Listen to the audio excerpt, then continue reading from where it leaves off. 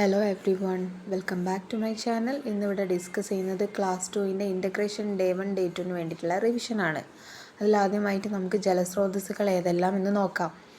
Question 1, താഴെ കൊടുത്തിരിക്കുന്നവയിൽ നിന്നും ജലസ്രോതസ്സുകൾ വരച്ച് യോജിപ്പിക്കുക.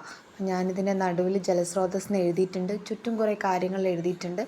കാറ്റ്, തോട്, മിന്നൽ, ആമ്പൽ, പുഴ, കടൽ, കാട് എന്നൊക്കെ കാണാം. അപ്പോൾ ഇതെല്ലാം ഒന്ന് വായിച്ചിട്ട് ജലസ്രോതസ്സുകൾ ഏതെല്ലാമെന്ന് മനസ്സിലാക്കിയിട്ട് നടുവിലേക്ക് വരച്ച് യോജിപ്പിക്കുക. അപ്പോൾ മക്കൾക്ക് ഇത് കാണിച്ചു കൊടുത്തിട്ട് അവർ വായിപ്പിച്ചിട്ട് ഏതൊക്കെയാണെന്ന് മനസ്സിലാക്കി വരപ്പിക്കുക.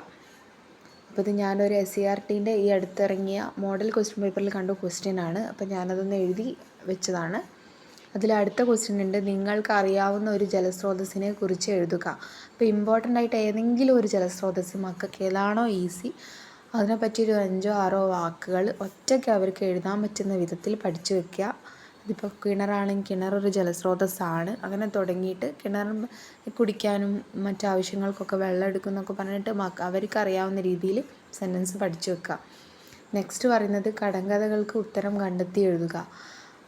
അതിലാദ്യമായിട്ട് 1000 കുഞ്ഞുങ്ങൾക്ക് ഒരരഞ്ഞാൺ എന്ന് പറയുന്നത് ചൂലാണ്. നെക്സ്റ്റ് കാലിൽ പിടിച്ചാൽ തോളിൽ കയറും കൂട, ടെക്സ്റ്റ് ബുക്കിലുണ്ടത്. നെക്സ്റ്റ് വായില്ല നാക്കുണ്ട് നാക്കിന്മേൽ പല്ലുണ്ട് ചിരവയാണ്. അപ്പം കോമൺ ആയിട്ട് എല്ലാ ക്വസ്റ്റ്യൻ പേപ്പറിൽ കാണുന്നതാണ് കടങ്കഥകൾക്ക് ഉത്തരം നൽകുക. അപ്പം മഴ എന്ന ചാപ്റ്ററുമായി ബന്ധപ്പെട്ട് നോക്കുകയാണെങ്കിൽ മഴയുമായി ബന്ധപ്പെട്ട കടങ്കഥകൾ, മഴച്ചൊല്ലുകളൊക്കെ ഇമ്പോർട്ടൻ്റ് ആയിട്ട് ഒരു 2-3 നോക്കി വെക്കണം. നെക്സ്റ്റ് പറയുന്നത് ആകാശം ഉത്തരമായി വരുന്ന ഒരു കടങ്കഥയ്ക്ക് തയ്യാറാക്കി എഴുതുക. അപ്പം ആകാശം ഉത്തരമായി വരുന്നത് ഏതാണ്?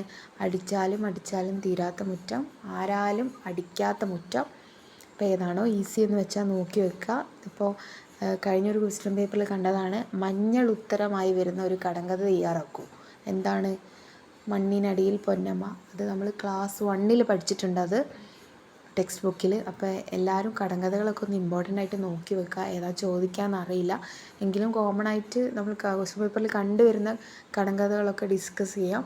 അപ്പോൾ അതൊക്കെ മക്കൾക്ക് ഓർമ്മിച്ച് വെക്കാൻ ഡെയിലി വായിക്കണം. എക്സാം വരെ ഡെയിലി വായിപ്പിക്കുക. And keep watching my channel. Thank you and please subscribe.